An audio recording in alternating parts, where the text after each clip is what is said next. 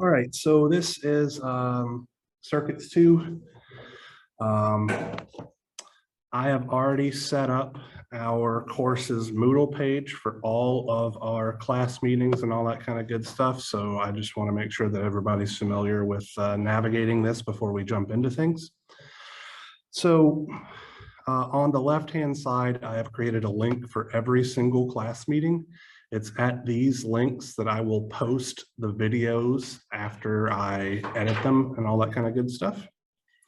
If we scroll down below all of the class meeting videos, there is a link where all of the homework projects will be assigned. Then there's a link where all of the design projects will be assigned. And finally, a link where all of the exams will be assigned.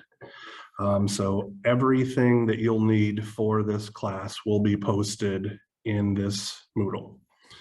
Obviously, here on the introduction section, there is a link for the syllabus, a link for the Zoom class meetings, and a link for my virtual office hours. Since a lot of students in this class will be taking it asynchronously due to internships, vacations, etc., I'll also just be checking emails kind of constantly.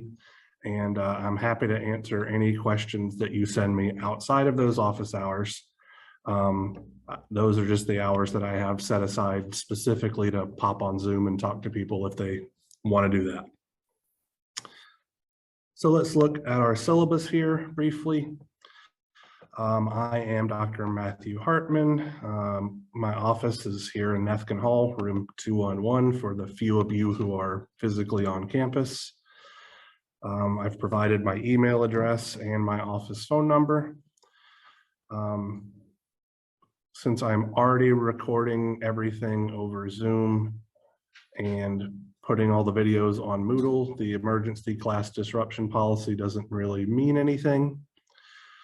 For our course objectives, we are going to be enhancing what we did in Circuits 1 by really kind of stepping up our game and looking at more in-depth discussions of operational amplifier circuits, RLC circuits, sinusoidal excitation circuits, and moving that into polyphase power circuit analysis.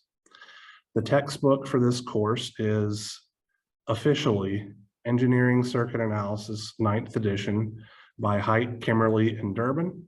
However, I do not require or expect anybody to actually purchase this textbook. I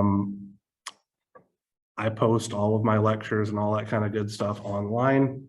Any circuit analysis textbook will work in a pinch, but I do have a suggestion. If you Google ULABY CAD, the first link here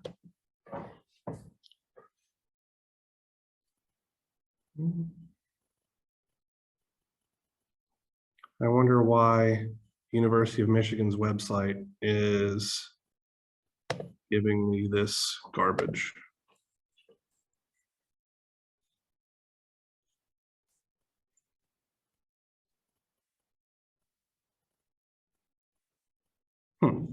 Well, whenever the University of Michigan gets this situated, let's see if I click on this one.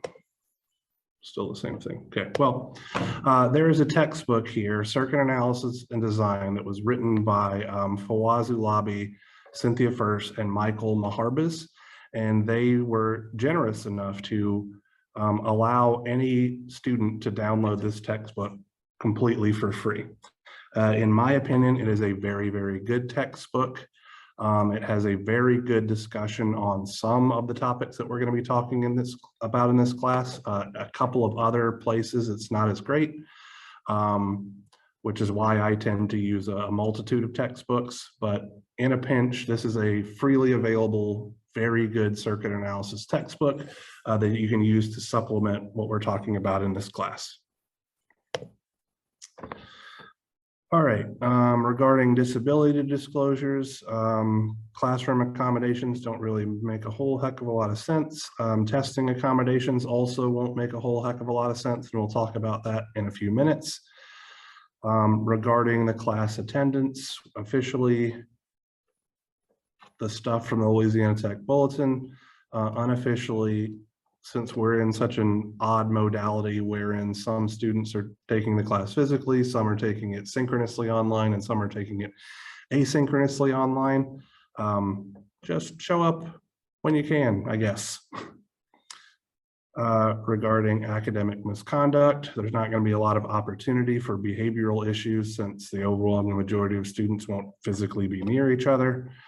Regarding cheating, effectively the only assignments in this class that I would expect you to not work with peers on through whatever modality you choose would be your take-home tests. Let's see, homeworks. I'm going to post homework assignments at the end of most lectures, and I expect them to be submitted electronically. Homework assignments will be due at midnight 1 week after they are assigned and must be properly formatted as detailed on the course's Moodle page.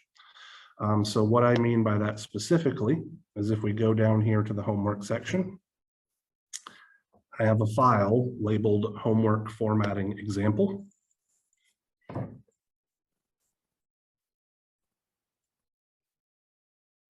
And in this homework formatting example, I effectively tell you what I want, okay? So I am going to provide you with an assignment sheet in both a Word format and a PDF format. That assignment sheet will serve as the cover page or cover pages for your assignment. So that should be the first thing in your file that you submit. So for this particular homework set, looks like there are 4 pages of cover page. Then we get into the solution for problem 1. I expect you guys to write your homework problems in a standard engineering format. So problem statement followed by solution. It is not necessary for you to handwrite the problem statement. You can simply copy it from the assignment sheet if you so choose. Then you get into your solution for problem 1. I boxed my answers. That's not entirely necessary for you, but it will help my grader figure out what it is that you're saying the answer is.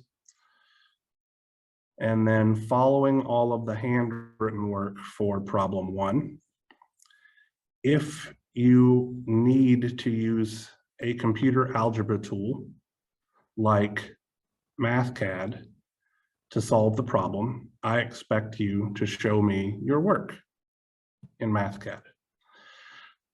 We will also be using a software package called LT Spice. It's a circuit simulation tool, and this would be the same region of your homework where you would submit that. So effectively, you have your assignment sheet, your handwritten work for problem 1, your computer work associated with problem 1, and then there will be your handwritten work for problem 2, and your computer work for problem 2, handwritten work for problem 3, computer work for problem 3, etc., etc., etc. So that's how I want to see the homeworks formatted. I am a bit of a stickler about this in as much as I will penalize you if you do not submit your homework in the correct format. Let's see. I say here that any homework assignment submission that does not adhere to the format on the course's Moodle page will be rejected from grading. That's not going to start until around homework set number 3. So I'm going to give you guys a couple of attempts at doing it. I will give you feedback on whether or not you did it correctly. And then beyond that point, I expect it to be done correctly every time. If you turn in your homework late, it will incur a 20% penalty for each day that it is late. This may seem a bit steep, but since I give you a week to do it to begin with, I feel like that's a reasonable amount of time to handle the assignment. So there really isn't much of an excuse for it to be turned in late. There will be a few design projects as a part of this course where I am going to give you a practical problem to solve, and you are expected to design and simulate a circuit to meet the design criteria. Each project will need to include handwritten work and a SPICE simulation to show me that your design behaves in the way that it is intended to work. You must complete all of the design projects in order to pass this course because I use the design projects as an ABET or accreditation criteria. So I need that feedback from everybody. You don't have to necessarily successfully complete the design project, but you do need to submit something.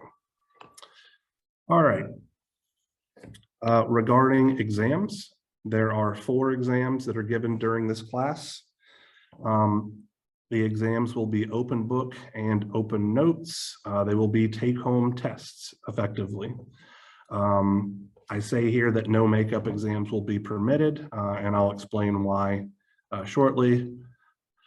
But if you talk to me, we can work something out. Regarding the grading of the class, homework is worth 20% of your grade. Design projects are worth 10% of your final grade. And then each of the exams is worth 20%. Since this adds up to 110%, what I do is the exam that you score the lowest on only counts for half of the weight of the other exams, so that you can ostensibly do poorly on one exam and still have a reasonably good grade in the course. My grading scale is as follows. It's a standard 10-point scale. I just want to bring your attention to the fact that I do not curve and I do not round up grades. So if you want to earn an A in this class, you need to make a 90.000 or higher. Regarding any changes to the syllabus, I do not expect that that will be necessary, but if it is, I reserve the right to make those changes as long as I inform you of them. For the emergency notification system and the COVID-19 policy, this is just boilerplate information that I am required to include on my syllabus. Not a whole heck of a lot of it pertains to most of us, since very few of you are actually physically on campus. All right, and then we get into our tentative course schedule.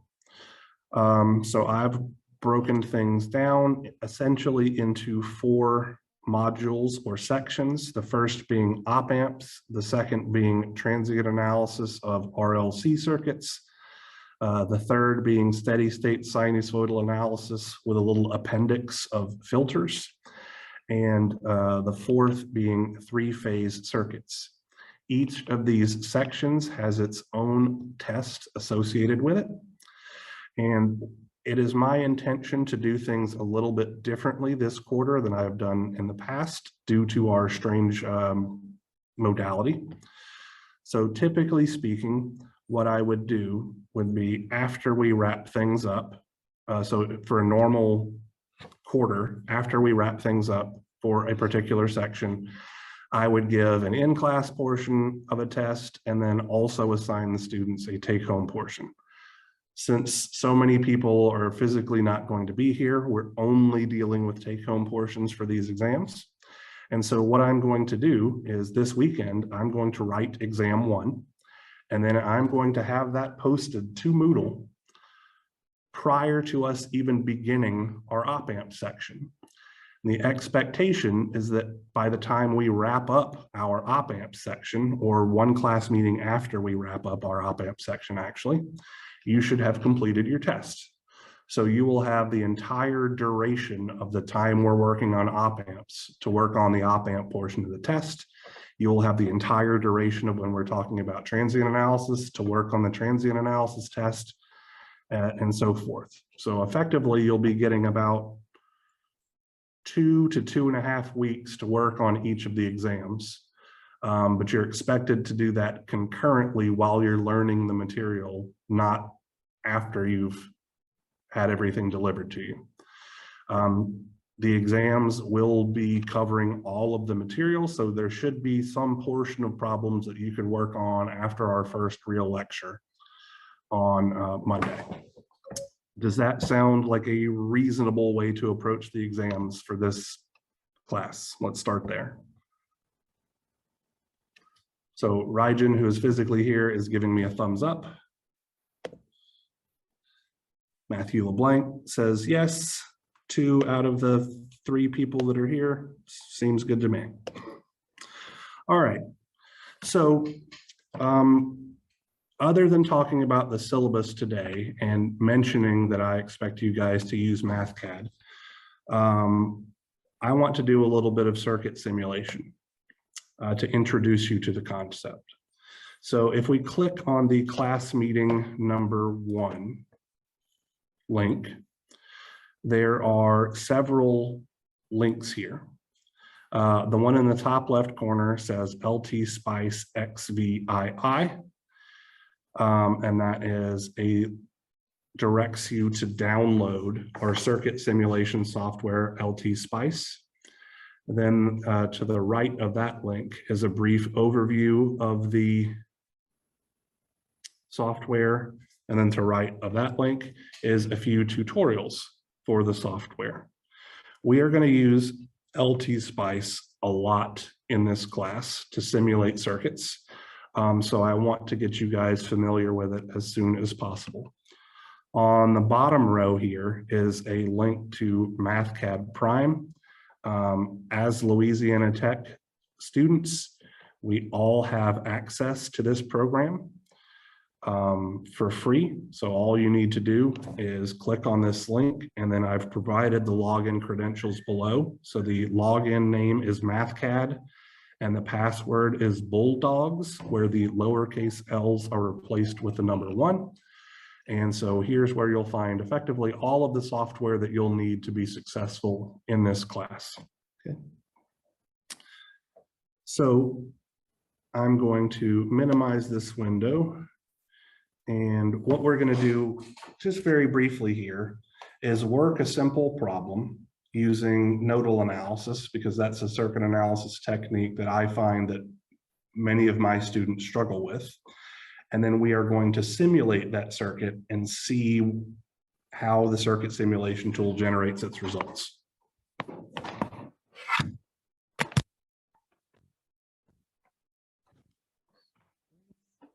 see.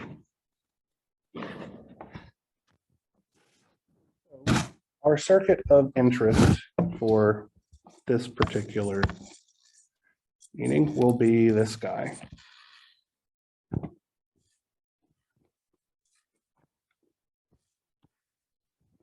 It'll be a simple DC circuit.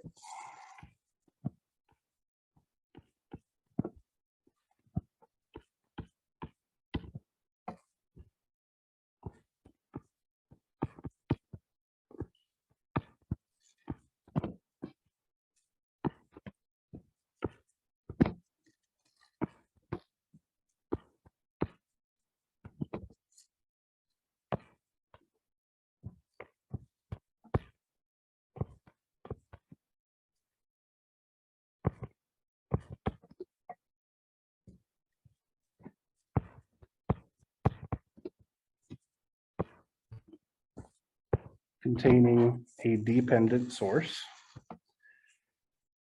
So let's say that this is a 10 ohm resistor, this is a 5 ohm resistor, this is a 20 ohm resistor, and the voltage Vx that controls our dependent source is the voltage drop across our 10 ohm resistor here. So if we were going to apply the nodal analysis technique to solve this circuit for, let's say, the power supplied by our dependent source. So let's write that down. P dependent supplied is equal to blank. how would we go about approaching this circuit? Anybody care to offer a suggestion?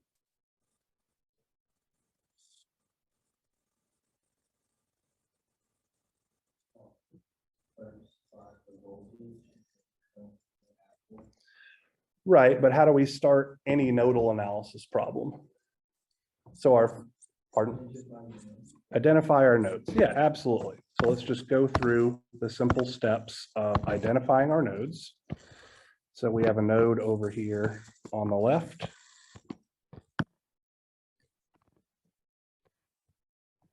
We have a node here on the right. We have a node here in the center. And then we have a node here on the bottom. So step one of my nodal analysis algorithm is complete. We have identified our nodes. This circuit obviously contains 4. What's the next step? We need to assign a reference node. So what node do we want as ground for this circuit? Bottom. Okay, that seems reasonable. So after assigning our reference node, our next step would be to assign nodal voltages to all of our non-reference nodes. So I'm going to call the red node A and assign it a nodal voltage VA. I'm going to call the blue node node B and assign it a nodal voltage VB. And I'm going to call the green node node C and assign it a nodal voltage VC. So because we have a dependent source, our next step should be to define our controlling variable, in this case, the voltage Vx, in terms of our nodal voltages. So I'm going to write controlling variable here. We're going to come up with our equation. So in this case, how do we express Vx in terms of our nodal voltages?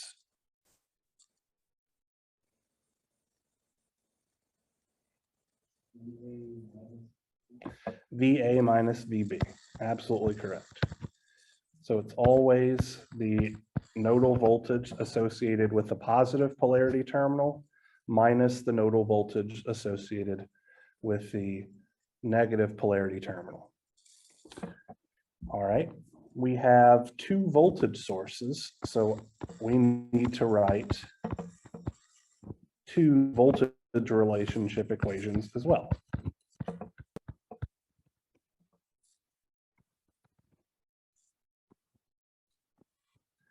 So let's start with our 8-volt source. How do we relate our nodal voltages to the 8-volt source?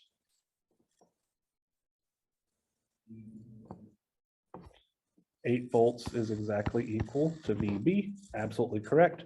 And we're just doing the exact same thing that we did in our controlling variable equation. The positive polarity terminal, the 8-volt source, is associated with node B, so we have VB. The negative polarity terminal of the 8-volt source is associated with ground or 0, so we see that 8 volts is equal to VB minus 0, or 8 volts is equal to VB. What about our dependent source? 3Vx will be equal to what?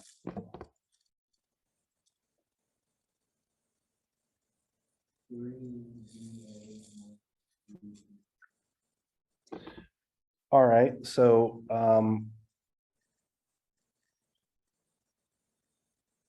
3Vx is going to equal to Vc, because that's the voltage associated with the positive polarity terminal of that dependent source, minus VA. Now we can substitute in our relationship for our controlling variable here to simplify this thing, and we'll do that in a moment. But what I was trying to do explicitly here is just put that dependent source in terms of the nodal voltages that that source is connected to. All right, let's see, now we need to write our Kirchhoff's current law equations, okay? We do have a supernode, so I'm gonna put a circle around that effectively.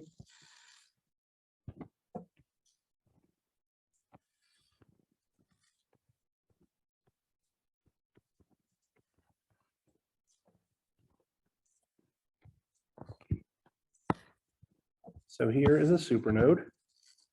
We have enveloped a voltage source here, and we would need to figure out the currents that are leaving the supernode. So that would be this current directed down, this current directed to the right, this current directed to the left, and this current directed down. So KCL at supernode AC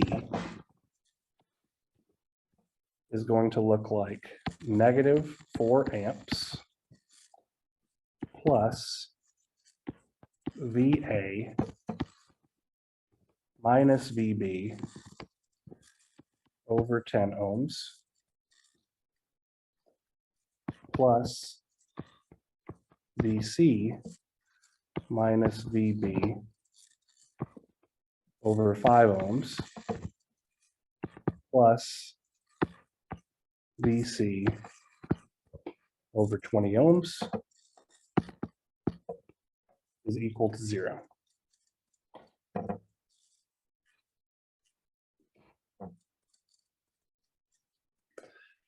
So currently we have 4 equations and 4 unknown quantities. Do we need to develop any more relationships?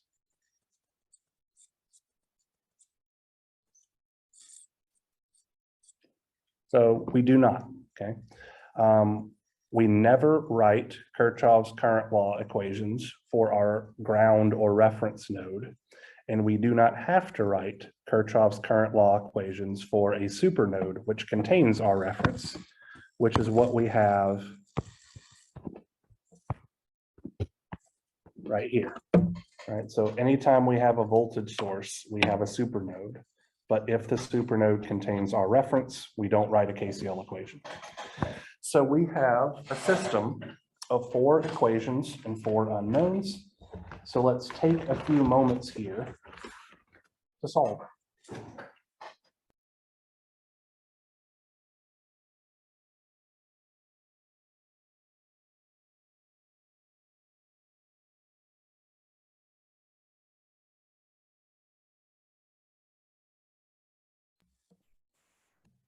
So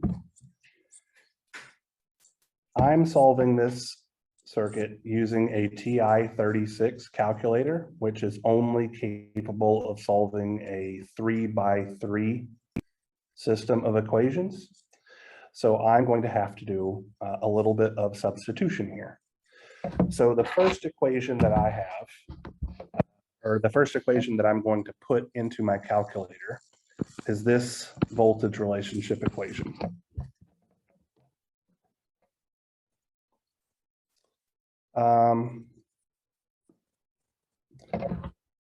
Yeah, sure, that's one way to do it. So that's the way that I'm going to do it. All right, so for my coefficients for my first equation, I have 0 VA, 1 VB, 0 VC is equal to 8 volts. My second equation is going to be this guy right here, where I'm going to substitute this relationship in for Vx. So I have on the left-hand side 3 VA, and on the right-hand side a negative VA. So if I move that minus VA from the right-hand side to the left-hand side, I have 4 VA. On the left-hand side, I have -3 VB, and I don't have any VB on the right-hand side, so my coefficient for VB should be -3. And my coefficient for VC on the left-hand side is 0. My coefficient for VC on the right-hand side of the equal sign is +1. So when I move that over to the left-hand side, it's going to look like -1 VC, and my constant term is 0. And then for my third equation, this guy down here, I have 1/10 as my coefficient for VA, negative 1/10 minus 1/5 for my coefficient for VB, positive 1/5 plus 1/20 for my coefficient for VC, and my constant term, when I move it over to the right-hand side of the equal sign, will look like positive 4 amps. And from this, I find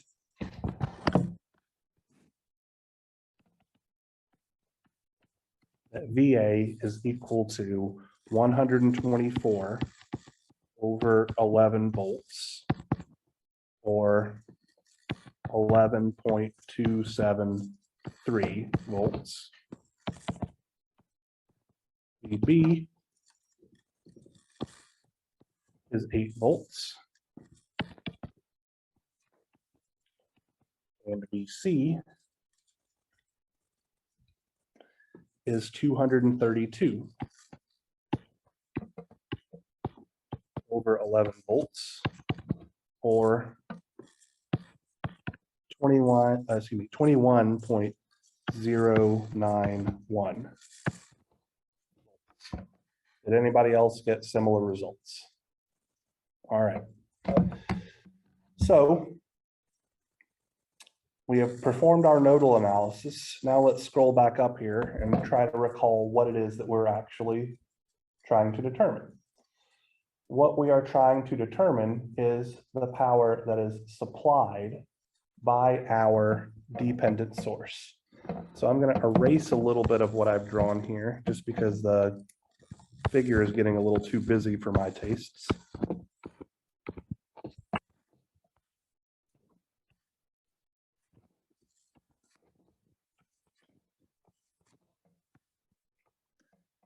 And I want to ask you guys how we would go about solving.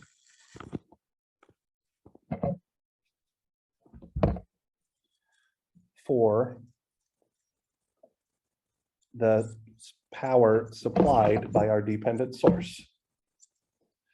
So since we're looking for the power supplied by our dependent source, I would argue that we need to know the current that's flowing into the negative polarity terminal of the dependent source.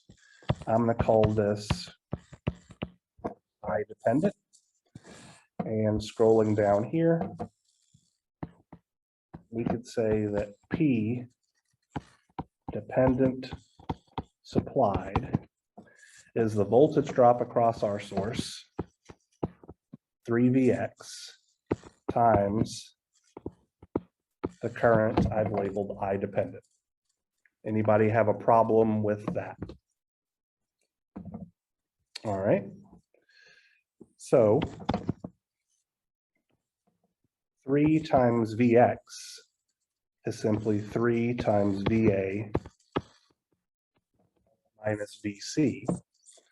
How are we going to express our current I dependent in terms of our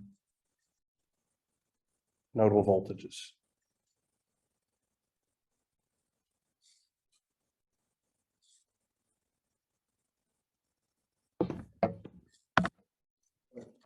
Yes, sir.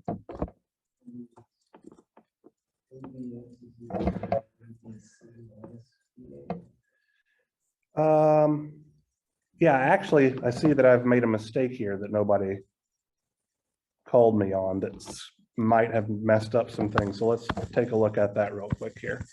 Vx should have been VA. No, actually, sorry, Vx is VA minus VB. So that bit is right. I think I made an error in the substitution right here. Yes, thank you. Yep. All right, thank you for catching that. So again, I ask, how do we express the current I dependent in terms of our nodal voltages? So if we apply Kirchhoff's current law at node A, the current leaving node A, I dependent, has to be equal to these two currents that I've labeled in pink that are flowing into the node, right? Because Kirchhoff's current law says current flowing in has to equal to the current flowing out. Well, the current flowing in is obviously just 4 amps plus VB minus VA over 10 ohms.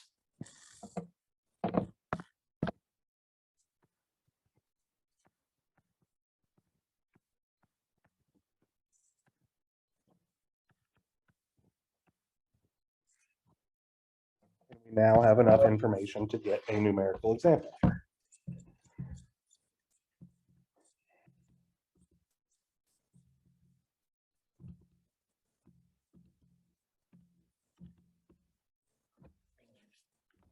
Yes. Oh, yep. I don't know why I didn't write down the 4 amps. I'm just making all kinds of mistakes here. 4 amps plus VB minus VA over 10 ohms. Thank you, Ryjan, for keeping me straight.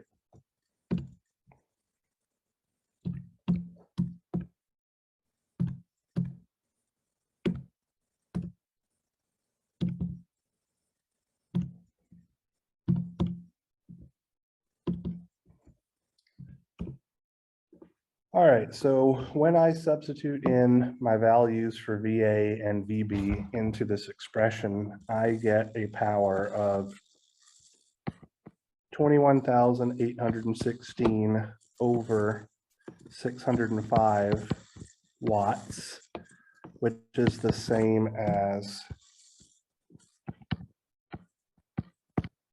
36.060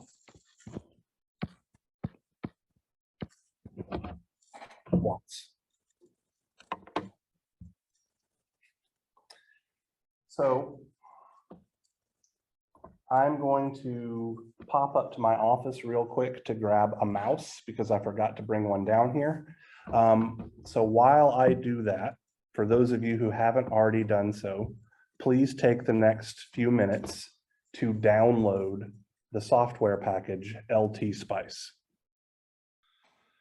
All right, so what we are going to do now is spend the next few minutes drawing our circuit in LT Spice, and then I'm going to show you how to do a simulation.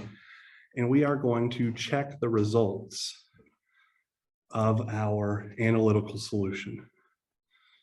So the first thing that I'm going to do is I'm going to click this button in the top left that looks like a sheet of paper with a big triangle on it. And that's going to open up a new schematic window. And I simply have a large gray field. Okay. Now I'm going to mouse over a few things here and talk to you about what they do. The first thing that I've moused over is this pencil tool. This pencil tool is how we draw wires and connect components. Immediately to the right of the pencil tool is a downward facing triangle. This is how we implement ground in our circuits. LT Spice requires all circuits to have a ground or reference node. So effectively, LT Spice does nodal analysis for us. Immediately to the right of the ground symbol is a little sign with the letter A on it. And this is how we label nodes.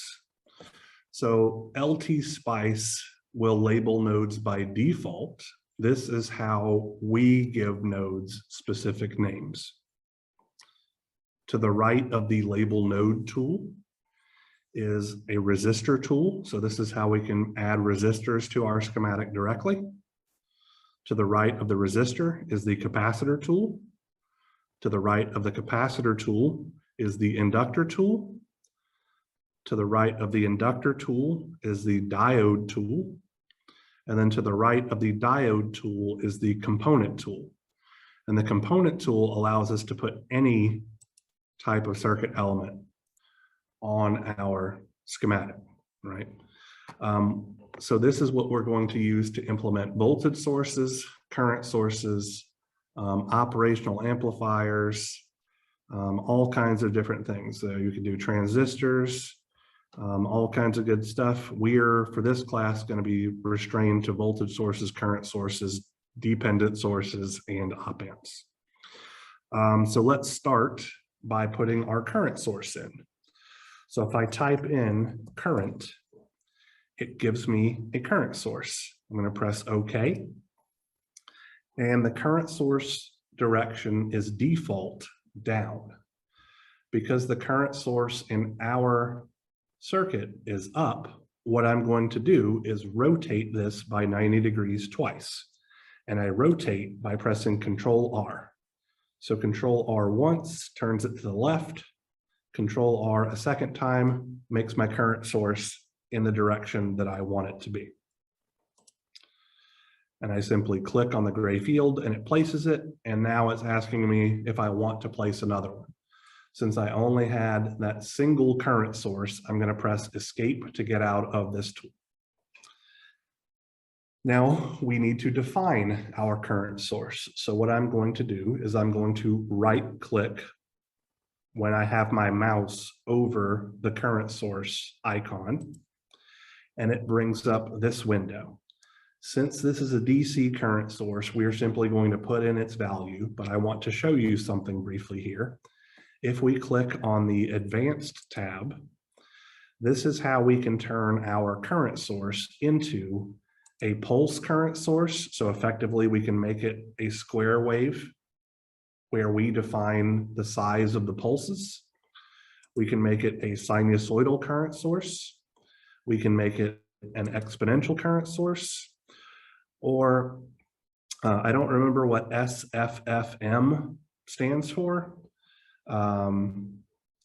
There's also PWL, so that's piecewise linear current source, and we can simply upload a file, or we can define each individual part, or we could simply put in a table. So that's what all of these different functions on the left-hand side. For this class, we will use pulse, we will use sine, and we will use DC. On the right-hand side, we have what's called small signal analysis. So this is a particular AC amplitude over all frequencies, and we can force it to have a particular phase angle as well. We'll use these settings when we talk about filters in a few weeks. And then we can also introduce parasitic properties, which is beyond the scope of this class. So what I'm going to do right now is just press cancel and go back to the DC value, and we're going to give it a value of 4 amps. LT Spice does not require us to put the specific units. So 4 is all we need to get amps. If we wanted 4 milliamps, we would use 4 lowercase m. If we wanted 4 microamps, we would do 4 lowercase u, etc. Why is it saying that it's an exponential? Oh, because I did that. All right. There we go. All right. Now I'm just going to run a stub of wire like so. And I'm going to put in one of my resistors. So my resistor is vertically oriented and I need it horizontally oriented. So I'm going to put it like this. And now my current source is connected to my resistor. Just going to switch over here and look. So this is supposed to be a 10 ohm resistor. So if I right click when my mouse is over the resistor label, I can put in the resistor value, or I can go to this table and select commonly used resistor values available in industry, and I can choose the maximum power dissipation and their tolerance percentage.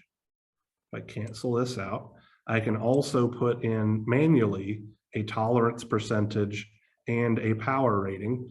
And so what you can do here is effectively simulate real or practical circuits by just putting in a resistor, saying it has a, let's say, a 5% tolerance and a maximum power rating of 1/4 of a watt. And then you can tell whether or not you would burn your resistors out by doing simulations. For this particular one, I'm just going to leave this as a 10 ohm resistor and leave the other fields blank. I'm going to go to my wire tool again. And now I'm going to introduce my independent voltage source. To do that, I click on the component tool and type in voltage.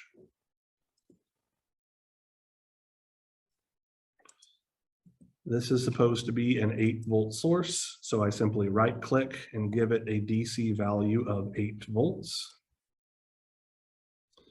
The voltage source can also be a sinusoidal source, an exponential source, a pulse source. It has all of the exact same options as the current source. I'm going to be placing my 5 ohm resistor now.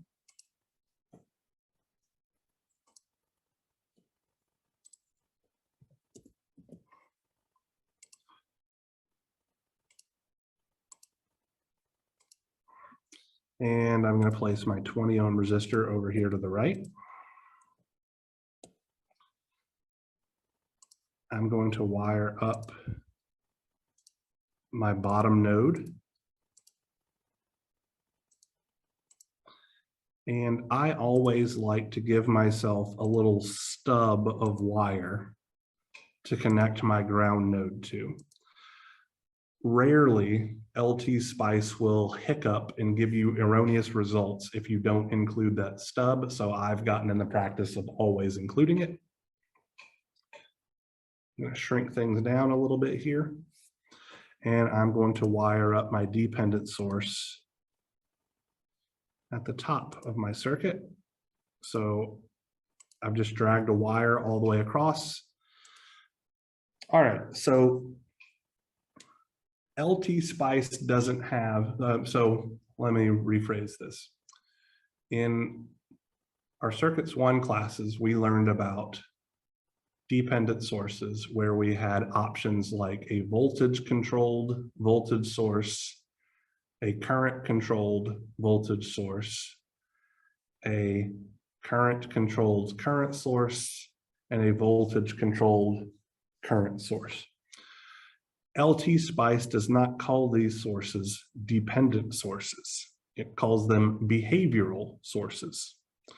So we are going to be using a behavioral voltage source, which we can access by typing B for behavioral and V for voltage. So this is how we get a dependent voltage source in LT Spice. For a dependent current source, we type in BI. Okay. So here's my behavioral voltage source, and I need it to rotate it so that I have the positive polarity on the left or the right.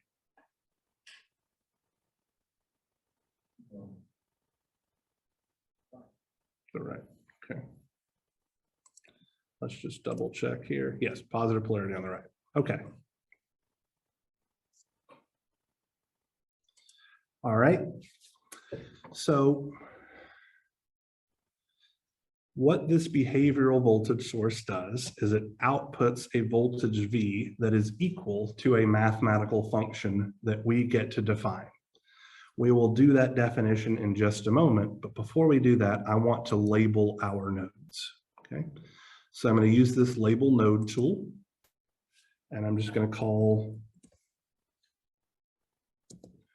this VA, and I'm going to attach it to this node on the left.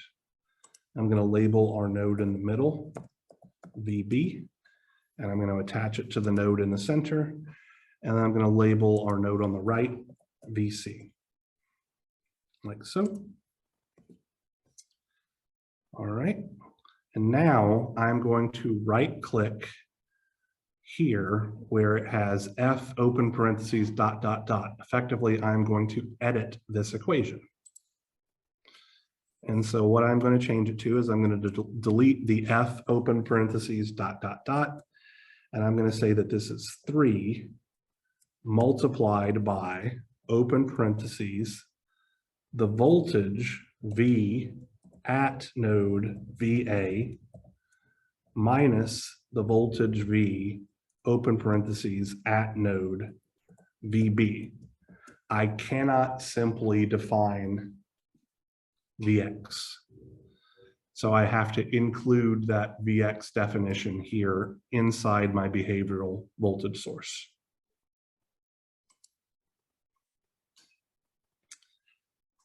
So what I'm going to do now, we have all our circuit completely drawn. All of our components have the polarities in the right place, their directions in the right place, and they all have the correct values. So I'm going to go here and click simulate, and I'm going to scroll down here and edit my simulation command. So LT Spice is capable of doing a large number of simulations. Transient analysis, or a transient simulation, tells us how the circuit behaves as a function of time.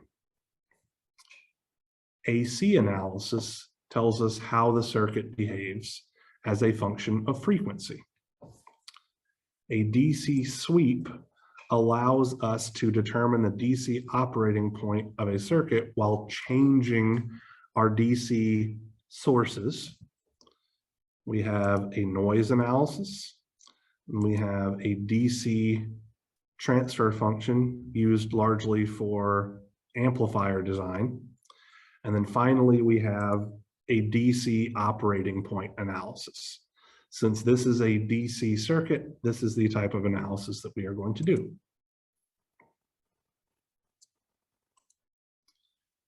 When we click this little running man icon over here on the top left side of the screen, it is going to run our simulation. So our simulation tells us that the voltage at VA is 11.272, which exactly matches our analysis. The voltage at node B is 8 volts, which exactly matches our analysis. And the voltage at node C is 21.091 volts, which exactly matches our analysis.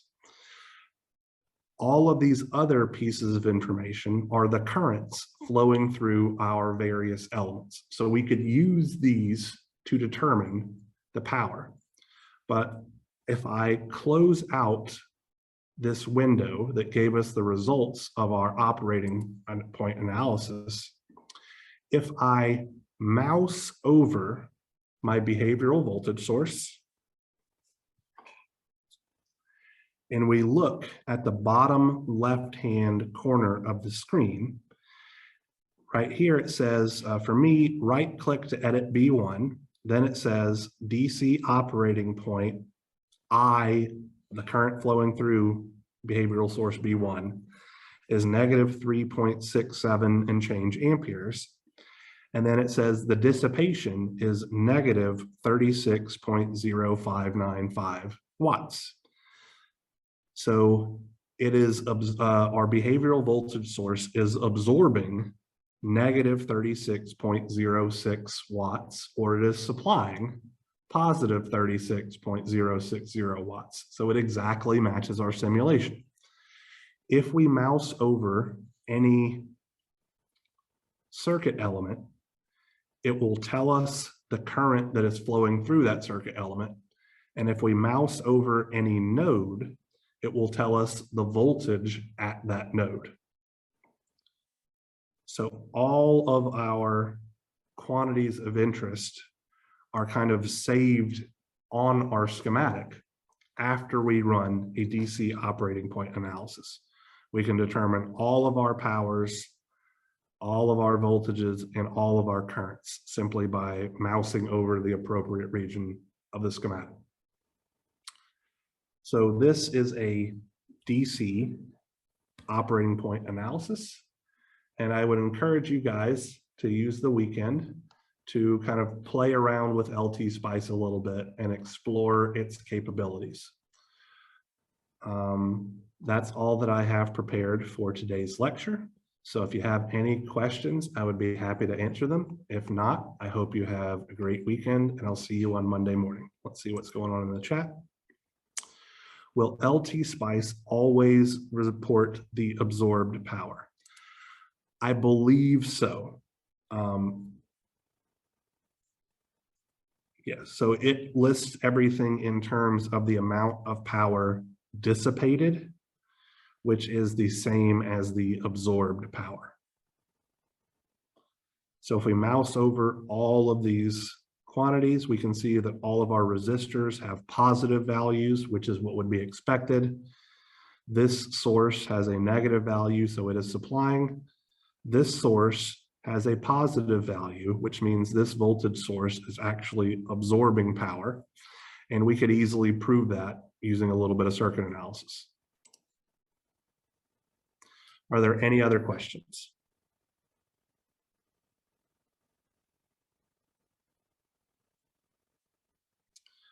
All righty.